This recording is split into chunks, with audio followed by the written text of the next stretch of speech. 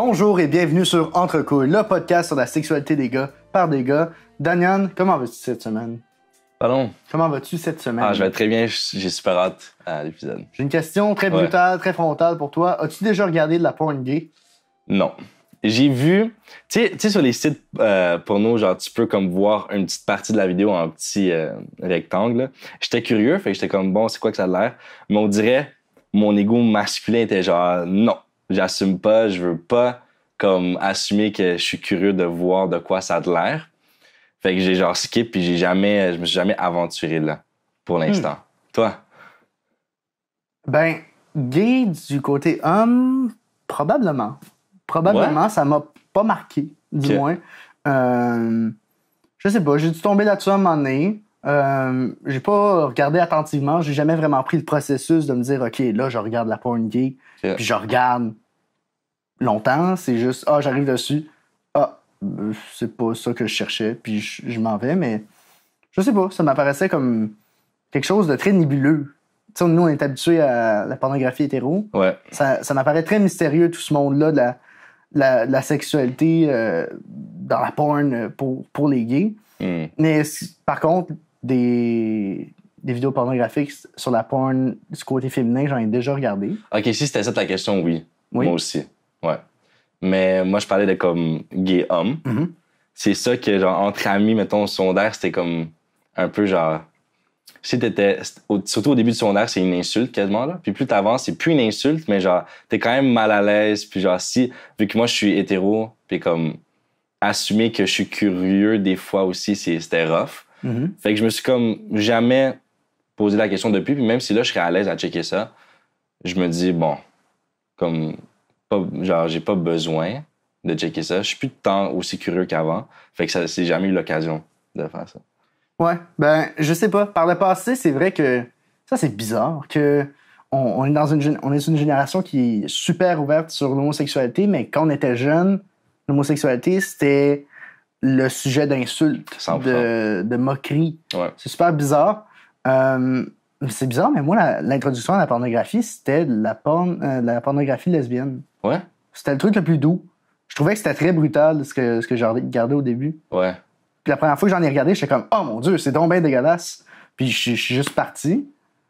Puis après, je suis revenu, puis je me suis dit « OK, je vais commencer par quelque chose de plus soft, de filles. » Puis à un moment donné, je me suis juste écœuré. Ouais. C'est-tu quelque chose qui, mettons, à un moment, t'excitait plus que la straight porn? Ben, il y a eu un moment où je regardais juste ça, mais c'était pas parce que ça m'excitait plus, c'était juste parce que j'étais pas encore prêt à comprendre ce qui se passait. Comme tu le sais, j'étais très jeune. Ouais. J'avais comme 8 ans. Fait que moi, voir... Ben, ça, c'est très bizarre. L'une des premières vidéos de pornographie qui m'a marqué, c'était super bizarre. C'était un gars et une fille qui étaient en date. La fille embrassait le gars. La fille retournait chez elle, puis elle se dézippait, puis c'était un vieux monsieur. J'ai jamais vu C'était ce super bizarre. OK. OK. Puis je me rappelle juste que j'étais troublé. Je me disais... Ben, j'imagine. Puis Okay. dans ma tête, j'avais comme 10 ans, puis je me suis dit jamais je vais aller en date, j'ai trop peur que ça m'arrive. OK. Ah, c'est rough que ça soit ta première expérience. Non. Moi, c'était des trucs stepdad. Ah ouais? Stepdaughter, là. Fait que ça a mal commencé, mais genre, c'est le côté tabou que quand j'étais petit, j'étais comme, genre, c'est excitant le côté tabou. Puis s'il y a beaucoup, l'industrie de la porn, ils font vraiment ça, là. Ils jouent avec ça. L'aspect comme tabou, l'aspect genre, tu sais, on n'est pas supposé de faire ça. Fait comme, ça, notre côté comme humain qui est un peu genre excité par ça, la porn, ça comme augmente ça. Fait que moi, c'était ça mes expériences de début. Je sais pas, mais moi, les vidéos Stepfather ou demi-frère, demi-sœur, ça m'excitait parce que je trouvais le contenu excitant, mais pas parce que l'histoire m'intéressait. Je me disais pas, ben c'est parce que j'ai pas de frères et sœurs. Ben, OK. J'ai pas de belle-mère, j'ai pas de beau-père. Ben, moi non plus, je faisais pas de projection à travers ce que je regardais. Ouais. Je me disais juste, la fille, du moins l'actrice, a l'air très jolie. Je clique. Mais je me disais pas, ça en plus, c'est le beau-père qui a des rapports sexuels. OK. Ben, moi non plus, je sais pas que je relatais à ma propre famille, parce que moi aussi, j'ai pas de step, whatever. Mais c'est l'aspect que c'est tabou ce qu'ils font, je trouve, qui était excitant. Mm-hmm. Mais je trouve ça intéressant que toi, comme, t'enlèves ça. Récemment, je suis tombé sur des bloopers de pornographie. Okay. Ça m'a fait réaliser qu'il y avait un envers du décor de la pornographie. Okay. Puis on est chanceux. Cette semaine, on va pouvoir poser plein de questions à Dominique Junot, qui va être avec nous. Donc, sur ce, au podcast. Donc, on est avec le merveilleux Dominique Junot. Cette semaine, on parle de pornographie dans le milieu gay. Et je vais commencer avec une question toute simple que tu as dû répondre nombreuses fois. Qu'est-ce qui t'a donné le goût de rentrer dans ce milieu-là? En fait, moi, toute mon enfance, j'étais mannequin. Donc, je faisais des pubs pour des vêtements pour enfants, des pubs à la télé, des choses comme ça. Puis, quand j'ai eu 18 ans, j'ai ménagé à Montréal. Puis je me dis, je vais être mannequin aussi. Puis, j'étais dans des agences. Puis, j'étais trop petit. Je faisais 5 et 10. Puis là, c'est en bas de 6 pieds. Ils ne voulaient pas nous booker. Fait que j'ai commencé à faire des petits photoshoots avec des photographes amateurs, tout ça. Puis c'était tout le temps relié un peu avec du nu. Puis j'étais comme très à l'aise avec ça aussi. J'aimais ça. J'étais comme dans le prime de mon body, puis tout.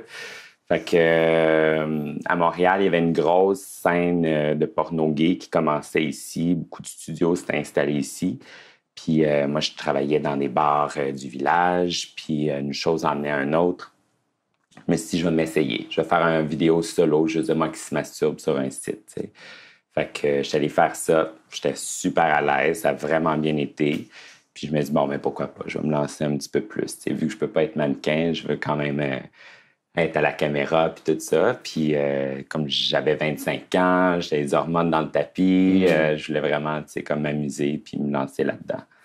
Of course. Wow. Et c'était comment la sensation la première fois que tu as tourné? Genre, quand tu arrives dans le studio puis il faut que tu te déshabilles devant comme plein de caméras? Ben, souvent, c'est quand même assez intime. Tu as comme 2 personnes à la caméra, puis sûrement un des vidéographes est aussi photographe. Fait que, tu sais, c'est quand même intime un peu. Il y a quelque chose de très relax là-dedans, surtout ici, plus amateur au Québec.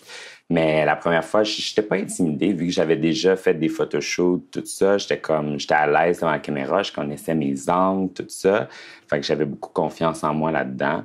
Mais c'est quand je me suis vue la première fois, ça fait comme OK, là, ma vie va changer, tout le monde va voir ça, tout le monde va me voir avec des yeux différents. C'est là que ça a comme plus fessé. Comme. Puis comment t'as géré cette espèce de... T'anticipais le regard des autres. Ouais. Comment t'as géré ça, de publier ça, d'être publié puis que ça sorte quand même? Ben, premièrement, avant que ça sorte, moi, dans ce temps-là, en plus, j'étais agent de bar quand c'est arrivé, quand j'ai décidé de faire ça.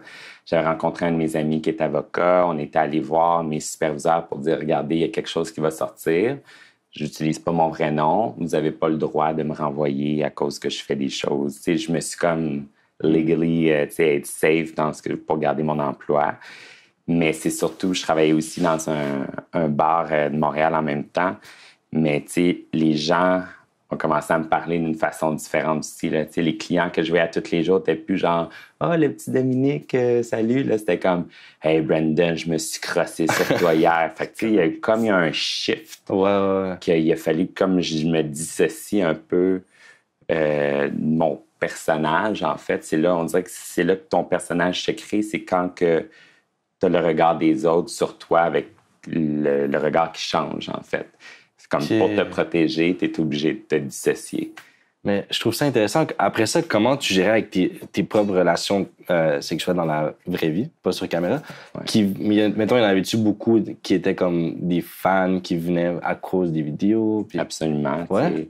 Je pense que ça a ouvert comme une boîte de Pandore, en fait, de monde qui m'approchait, qui n'aurait jamais osé m'approcher, mettons, ou qui pensait que j'étais inaccessible ou froid, que là, ça leur donne une porte d'entrée, tu sais. Ça leur dit, OK, ouais, je peux te dire n'importe quoi. Le monde pense qu'à cause que j'étais pas une star, je suis comme je sais pas, là, un dépravé sexuel. Je veux juste baiser n'importe qui ou quoi que ce soit, mais c'était pas ça non plus, tu sais. Okay. Fait qu'il a fallu que j'apprenne à gérer ça aussi, comme les pulsions du monde. Puis encore aujourd'hui, ça arrive, là, ça fait 5 ans que j'ai pris ma retraite, puis des fois, le monde m'arrête dans la rue. « Hey, Brandon, je me suis crossé sur toi, t'es mon acteur préféré. » Je suis comme, voyons, comment tu Comment tu te sens quand, Ouais, c'est quand on ça, dit ça? Ben, ça me ramène un peu à ça, tu sais, vu que c'est vraiment une vie passée pour moi. Là, ça fait comment? Mon Dieu, ben, ça me flatte aussi. Je suis comme, j'ai marqué du monde, tu sais, ça a l'air, tu sais, mais en même temps, moi, j'aurais jamais approché quelqu'un, même étant acteur porno, tu sais, de même dans la rue en disant, hey, tu sais, j'aime ton pénis, tu sais. Je trouve ça, je sais pas, je trouve ça très intrusif, mais tu sais, on apprend à gérer ça. Tu sais. OK. J'aurais une question pour toi. Quand tu œuvrais dans le milieu de la pornographie, est-ce que tu étais célibataire ou est-ce que tu étais en couple? Je pense que j'étais célibataire quand j'ai commencé. Puis, tu sais, moi, j'avais déjà fait de l'escorte avant aussi. Fait que, tu sais, pour moi, c'est comme un travail, du sexe. Tu sais, c'était comme une performance. Tu comme aller voir un client, tu te fais payer pour avoir la sexualité, puis après ça, tu t'en vas. C'est comme tu dissocies ton corps de ça. Puis là, j'ai rencontré quelqu'un qui voulait commencer aussi, lui, dans le porno, même quand moi, j'ai commencé en même temps, peut-être un mois après que j'avais commencé. Fait que, tu sais, je l'ai comme introduit là-dedans. Fait que j'ai toujours été en couple avec des gens qui étaient un peu là-dedans aussi. Ça l'a aidé beaucoup les choses. Mais ça a amené beaucoup de relations toxiques aussi.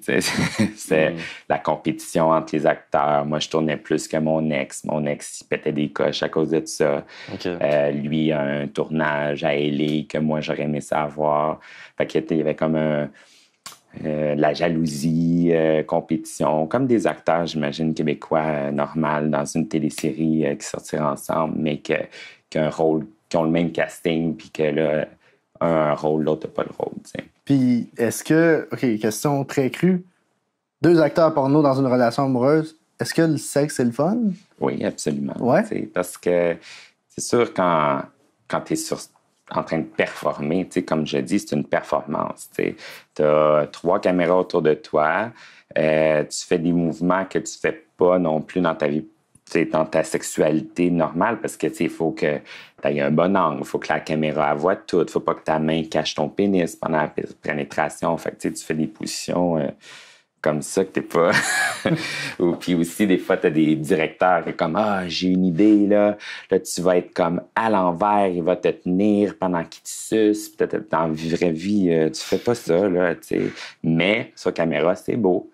Puis des fois, tu es super dedans, tu fais une position, ça va super bien, mais les caméramans ont tout ce qu'ils ont besoin. Fait qu'ils font dire « Coupez, on va passer à autre chose. » Fait que là, tu sais, c'est... ta sexualité est coupée, en fait. C'est rare que tu as une relation sexuelle que la caméra arrête jamais, qu'elle fait juste te suivre. C'est pas ça, tu sais, non. Tu filmes le début du film, après ça, coupé. Là, après ça, le sucking, coupé. Après ça, première position, on arrange les éclairages, coupé. Deuxième position, comme shot, tu sais. Fait que c'est très... in and out, t'sais. Tandis qu'une relation sexuelle normale, c'est une relation sexuelle normale. T'sais. J'adore que tu mentionnes ça parce que l'épisode qu'on a sorti avant, c'était justement sur la pression de performance. Puis on parlait comment la porn, c'était pas du tout la vraie vie, puis que ça amenait un aspect de comme pression de performance chez tout le monde, en fait. Chez tout le monde, hommes, femmes, hétéros, gays. C'est fou la pression. Il faut que les jeunes surtout, ils se rendent compte que pas que c'est fake parce que la pénétration est là, mais dans la vraie vie, tous les jours, c'est pas ça qui se passe. T'sais. Faut pas qu'ils s'attendent à ce que leur blonde fasse ce que les filles font, en général. Là. Exact. Puis comment tu as décrit que c'est vraiment genre, c'est de la fiction, là, comme il y a caméra, lumière, position qui disent, ça prouve justement ce qu'on parlait tantôt. Souvent, là, plus tu es inconfortable dans une position, plus ça va être beau à la caméra. Wow. Tu sais, moi, j'ai fait des tournages, mettons, à Palm Springs, dans le désert, à 40 degrés pendant 10 heures de temps. Avec dans le désert? Oui, avec des réflecteurs qui nous donnaient des coups de soleil, des coups de chaleur, on tombait dans les pommes. Damn. Tu manges pas parce que tu vas être propre, tu sais, t'as pas d'énergie. Là, t'as toute une équipe autour de toi. Fait que, tu sais, c'est... Mais en film, ça a l'air super beau, seamless, il se passe, tu sais, tout, on voit pas ça, mais tu sais, c'est tout l'envers du décor aussi, comme tourner un vrai film aussi.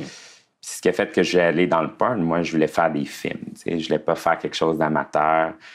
beaucoup de gens maintenant font des OnlyFans, qu'ils invitent les gens dans leur sexualité personnelle. Moi, c'était pas ça que je voulais faire. Moi, je voulais faire des vrais films. Je veux qu'on me vole à LA, je veux avoir le maquillage, je veux avoir le petit outfit, le début de la scène, tout ça se mettre dedans.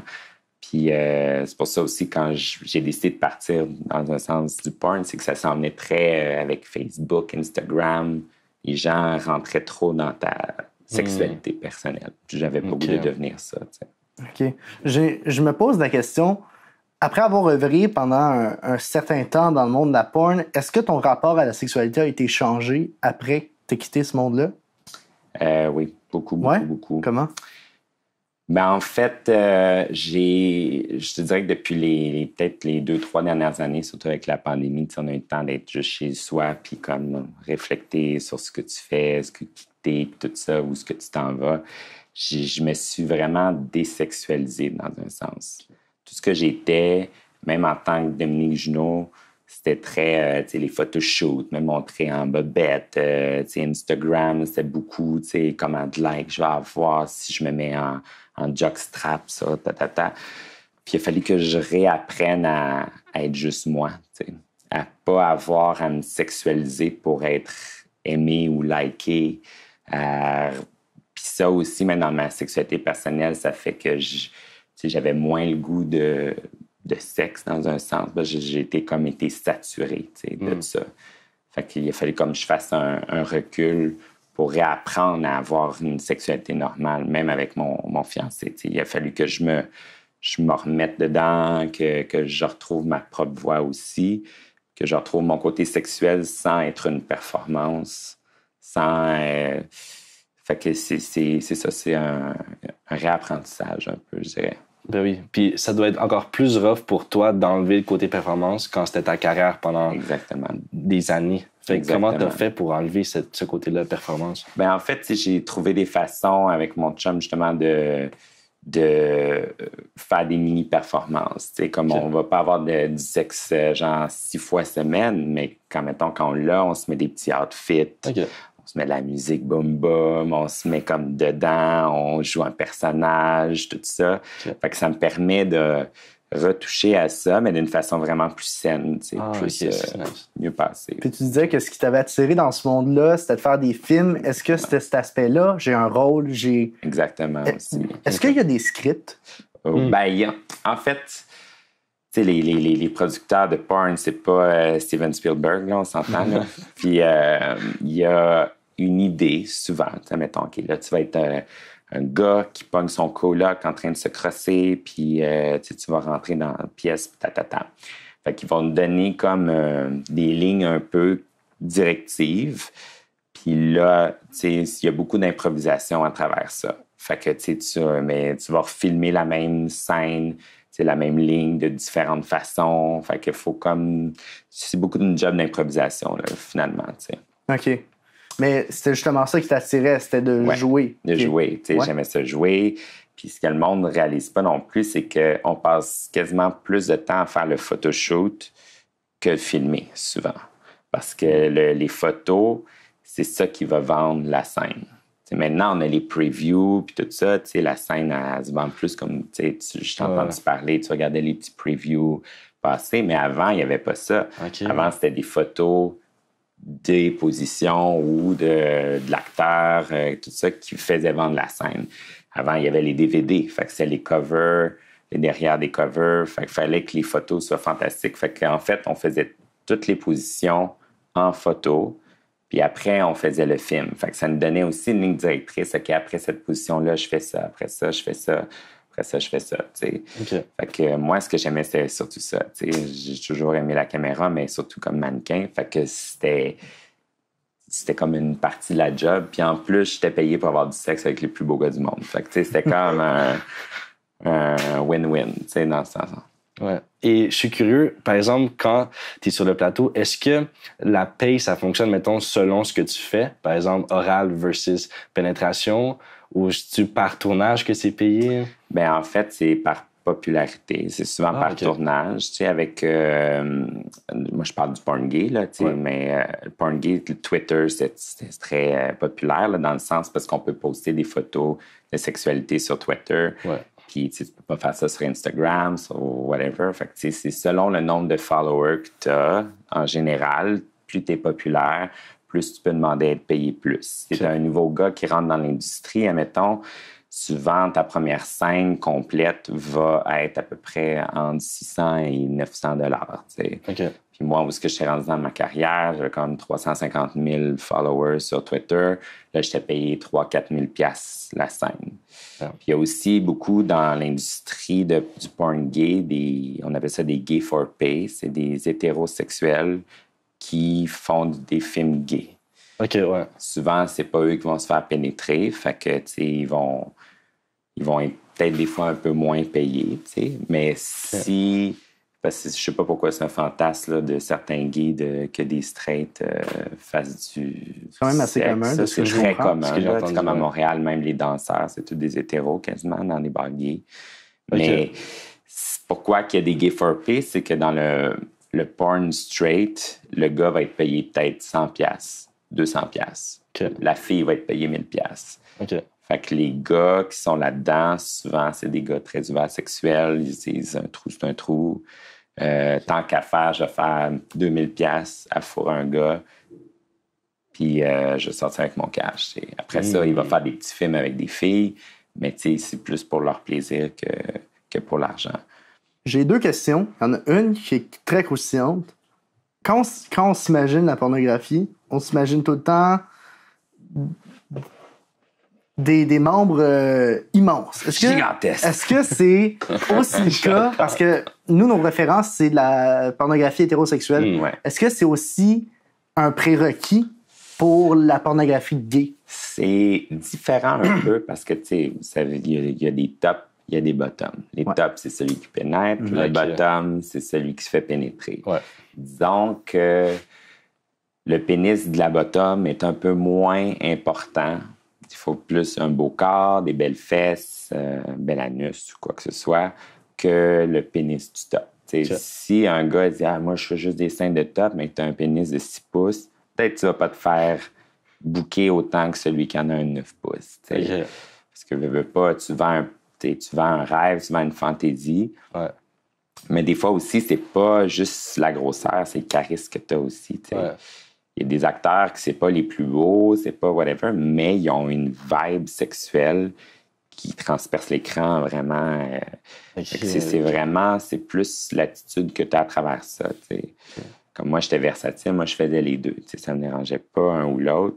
Mais c'est sûr que par rapport à mon body, je me faisais plus booker comme étant le jeune avec le gars plus carré. Fait que, visuellement, ça faisait plus de sens aussi parce qu'il voudrait. Si moi, je topais un gars de 6 pieds 4, 250 livres de muscles, ben j'aurais l'air de juste un nain qui bouge un divan. Là. Ça marcherait pas. Là.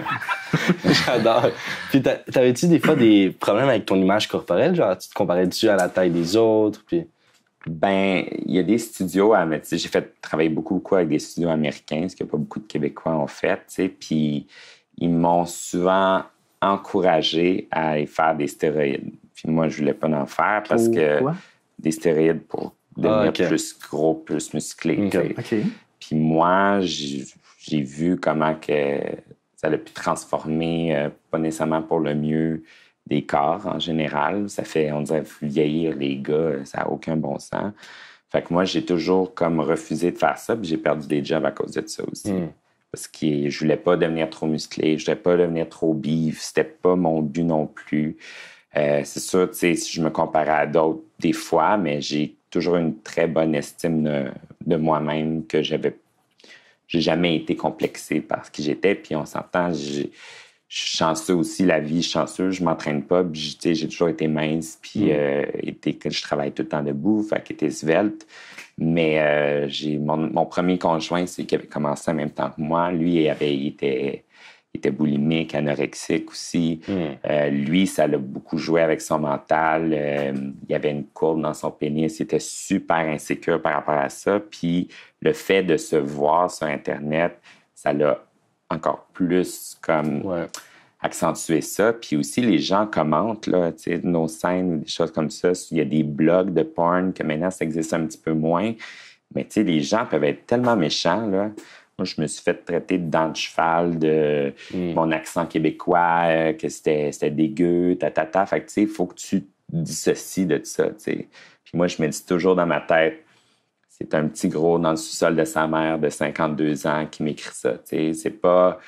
Puis c'est pas quelqu'un qui irait me dire ça en pleine face, tu sais. Exact. Aussi, s'il faut que tu te caches derrière un clavier, c'est que t'as pas les couilles pour te le dire en pleine face. J'aurais plus de respect pour quelqu'un qui vient me dire en pleine face, toi, je te trouve laide, que c'est quelqu'un qui se cache. Fait qu'il faut vraiment comme se mettre des oreillettes, là, puis pas voir ça non plus. Ouais. Un début qu'on avait entre recevants, c'était de parler de la pornographie gay, mais aussi de montrer de quoi ça avait de l'air pour de vrai.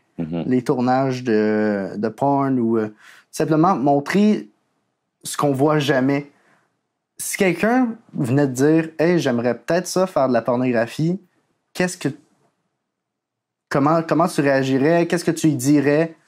C'est ça, maintenant, je vois ça avec un recul aussi. C'est pas... Là, j'en parle, j'ai eu des belles expériences, c'est vraiment très cool, mais il y a aussi des expériences un petit peu plus difficiles, qui, à travers ça, tu es objectivé à 100% de A à Z. Toutes les gens qui vont t'approcher, ils ont toujours dans la tête le fait qu'ils peuvent peut-être coucher avec toi à cause que tu mets ta sexualité out there. Il faut vraiment avoir une tête sur les épaules, être fort aussi, psychologiquement. Puis il faut pas le faire en cachette. T'sais, comme moi, mes parents l'ont su dès le début. Je dis, j'ai été très chanceux d'avoir des parents super ouverts d'esprit, mais je me suis rendu compte, ceux qui ont fait ça en cachette, qui ont mené une double vie, c'est là que ça joue encore plus avec ton mental. Il faut être capable d'assumer ce que tu fais à 100%. Parce que si tu caches à ta job, si tu caches à ta famille, à tes amis, puis que là, une année, ça sort, là, ça va être comme une rumeur. Là, tout le monde va voir ça dans ton dos. Là, il y a beaucoup de détresse mentale à travers ça. Il y a beaucoup de suicides dans le monde du porno aussi, autant straight que gay, parce que justement, c'est trop dur de vivre une double vie, tu sais. Fait que je me dis, si tu veux te lancer là-dedans, fine, c'est une expérience de vie, mais sache que ça va te suivre à 100% toute ta vie. Comme moi, comme j'ai dit tantôt, ça fait 5 ans que j'ai arrêté ça. Le monde m'arrête encore dans la rue. Le monde m'appelle Brandon dans les restaurants. Le monde, tu sais, il y a comme... Ça va rester là pour toujours, tu sais. Fait qu'il faut savoir l'assumer. Puis si t'es pas sûr de toi-même, prends un petit break, tu sais. Pas obligé, il y a d'autres choses. Ouais, et toi, tu dis ça fait 5 ans que t'es plus dans l'industrie. C'est quoi qui t'a fait quitter l'industrie? Ben, j'ai vécu des choses un peu traumatisantes. J'ai vécu des viols, en fait, pas sur un plateau de tournage, mais quand t'es porn star, il y a plein de choses qui s'en découlent. Tu fais des performances dans des bars. J'étais allé au Mexique faire des tours de plein de clubs gays à travers le Mexique, que tu fais une performance avec un acteur devant 3000 personnes dans un club. Tu as des meet and greet, tu vas dans des conventions de porno, puis là, tu as plein de gens qui sont là puis qui payent pour prendre des photos avec toi, un peu comme DragCon ou whatever. Puis ça aussi, c'est intrusif. Tout le monde te pogne les fesses. C'est vraiment bizarre comme feeling. Puis il y avait un événement qui était à Vegas qui loue tout un étage d'un hôtel, puis chaque chambre est transformée, puis les acteurs font une performance, puis il y a des gens qui payent pour aller voir puis se masturber autour de ça, t'sais. Mais d'habitude, les gens ne touchent pas. Puis j'étais avec un de mes anciens conjoints, puis on n'avait aucune sécurité, puis on s'est fait violer, en fait. Fait que j'ai essayé de me détacher de ça, mais quand je suis sorti de ça, ça a tout changé, ma relation avec mon ex aussi. Puis après ça, j'ai mis ça dans une petite boîte dans ma tête, j'ai comme pu penser, mais il y avait de quoi de changeant dans de moi. Puis là, après ça, je commençais à faire des tournages, puis je trouvais que les scénarios étaient devenus de plus en plus débiles, là, en fait. T'sais, on dirait que vu que j'en avais fait tellement, on me proposait des affaires qui me rejoignaient plus. Et là, j'ai rencontré quelqu'un qui n'était pas là-dedans. Fait que ça a été comme une addition, en fait, d'un 1 + 1 + 1. que j'ai fait, je pense que j'ai fait mon temps. J'ai fait ça pendant 10 ans aussi. C'est rare des acteurs porno qui sont capables d'avoir une longévité. Je pense que j'avais fait le tour, puis j'étais rendu ailleurs dans ma vie. Puis comment ça s'est passé, cette transition-là de « je quitte le milieu ». Ben moi, j'avais mon propre site aussi. Je produisais mes propres films ici. Puis je faisais des choses très fashion, léchées, avec des slow motion, puis tout ça. Puis avec OnlyFans qui s'en venait, c'était beaucoup une vague d'amateurs, les gens chez eux. Fait que c'était complètement l'opposé de ce que je faisais. Fait que je me dis, OK, ça, peut-être ça va marcher moins. Je vais arrêter d'investir l'argent ça coûte très cher faire la production vidéo aussi. Investir l'argent là-dedans. Puis je me suis dit, OK, tu sais, j'ai laissé sur une bonne note dans le sens, tout ce que j'ai montré à l'écran, je suis fier de ce que j'ai fait. J'ai rien fait que j'aurais pas fait dans ma vie normalement.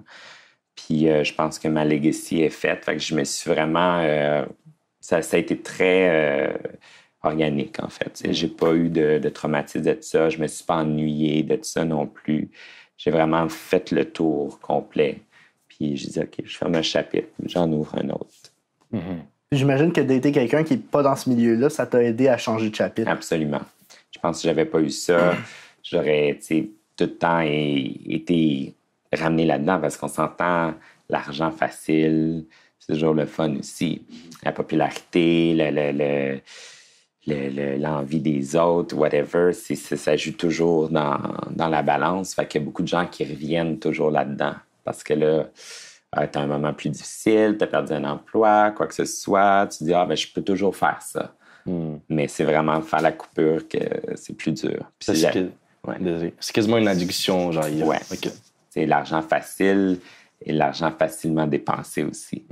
Fait que aussi, il y a des gens que certains ont des problèmes de drogue ou ils sont rendus dans une période de leur vie qui sont plus sur le party. Puis que là, après ça, il faut que tu ailles faire une vraie job 9 à 5 ou ce que tu reçois en 2 semaines, ce que tu aurais fait en 1h15 dans un tournage. Fait que, il y a ça aussi, réapprendre à faire partie de la vraie vie là, à travers ça. Ça a été aussi un autre challenge, c'est ça et certain. Puis, est-ce que des fois, tu regardes, dans le fond, après avoir quitté ce milieu-là, t'en sors avec quoi de ton passage-là? J'en sors grandi. J'en sors... ce que j'ai aimé, surtout dans le monde gay, c'est que ça m'a donné une notoriété dans la communauté, dans un sens. Maintenant, tout le monde de la communauté me connaisse. Je travaillais pour la Fierté Montréal pendant 14 ans. Parce que dans le milieu gay, on dirait qu'on est vu à un niveau un petit peu plus élevé, comme un DJ ou whatever. Tout le monde va dire « Oh mon Dieu, c'est Brandon Jones ». Mais dans le monde straight, les filles vont se faire tellement objectiver qu'ils vont dire « Ah, check la salope, c'est une plotte, nanana ». C'est sûr qu'il y a du monde qui pense ça de moi aussi, mais dans le sens, le ratio est vraiment comme différent. Le monde me vénérait plus qu'il me jugeait, dans un sens. Fait que ça, j'ai gardé ça, puis je suis resté impliqué dans plein de choses dans ma communauté. Ça m'a permis d'avoir une voix aussi pour... Je m'emmenerai à des podcasts ici pour comme parler de tout ça à plein de monde, puis montrer le beau puis le laid aussi de ce milieu-là. Puis c'est super gratifiant pour ça maintenant. Si tu avais à faire un top 2 des choses le fun dans porn, puis un flop 2, les 2 trucs pas le fun, ça serait quoi? Top 2, je dirais, c'est les voyages. C'est nice. Cool, là, mettons, je me rappelle, on se faisait flyer de Montréal à Aspen, au Colorado, first class. T'es dans une maison qui vaut genre 15 millions. T'es 15 gars ensemble. Chacun fait des petits tournages une journée. T'as un entraîneur, la bouffe. C'est un autre monde complètement. Deuxième, j'ai encore des voyages, mais justement aller à Londres dans des performances dans des clubs, juste faire du go-go dancing dans des Santiago, des choses comme ça. Ça t'amène le monde, en fait. Pour travailler, plus t'es payé, plus tu rencontres plein d'autres gens. C'est vraiment cool. Puis les gens dans le milieu aussi, les producteurs, les vidéographes, c'est tout du monde gentil, cool. Fait que j'ai rencontré des gens qui vont rester des amis pour la vie aussi à travers ça. Le flop 2, Comme je dis, il n'y a pas juste du monde gentil dans la porno aussi. Il y a du monde qui ont abusé de ma confiance. Il y a du monde qui ont pris avantage de moi, qui voulaient grandir, qui voulaient être plus populaires. Fait qu'il y a des producteurs qui disent « OK, tu veux qu'on tourne ensemble, mais viens chez nous, on va fourrer. » Il y en a eu plein de ça. Plein. Puis quand tu es dedans, dans ma tête, c'était comme « c'est comme un escorte, je m'en vais voir comme un client. » Mais quand j'en suis ressorti, toutes ces affaires-là sont venues, puis je suis comme « Aïe, mais je me suis fait abuser. » C'était pas consensuel. C'est whatever. Ça, c'est vraiment le gros flop. Puis l'autre flop, c'est justement, c'est de marcher dans la rue puis me faire dire hey, t'as un bel anus, tu sais, comme OK, merci, tu sais, qu'est-ce que tu veux? Merci maman, mon père m'a donné ça. Merci maman. Merci maman pour ton anus. Ouais, ben c'est justement une année, je me rappelle, j'étais avec mon père dans un dépanneur dans le village, puis il y avait ma photo sur un truc érotique. Ben non. Puis j'étais en ligne, puis là, il y a un gars qui arrive, puis il me dit, il montre le catalogue à moi. Mon père dit, c'est toi, man, hein, ta queue. Mon père était crampé, là. Non. Crampé, là. Mais tu sais, c'est plein de situations de même qui m'est arrivé au restaurant. Je me fais accoster comme ça. C'est comme des fois, wow. Ben, écoute, merci énormément pour cet échange. C'était génial. génial. Avec ce que vous faites, c'est cool. Puis là, on va finir ça avec le quiz Eros et compagnie. Yes, sir. Fait que t'as 4 petites questions et tu peux gagner un petit cadeau. Parfait, ça. Veux-tu commencer? Je vais commencer. Donc, la première question pour toi. Quelle est la durée moyenne des hommes dans le lit? T'as 4 options.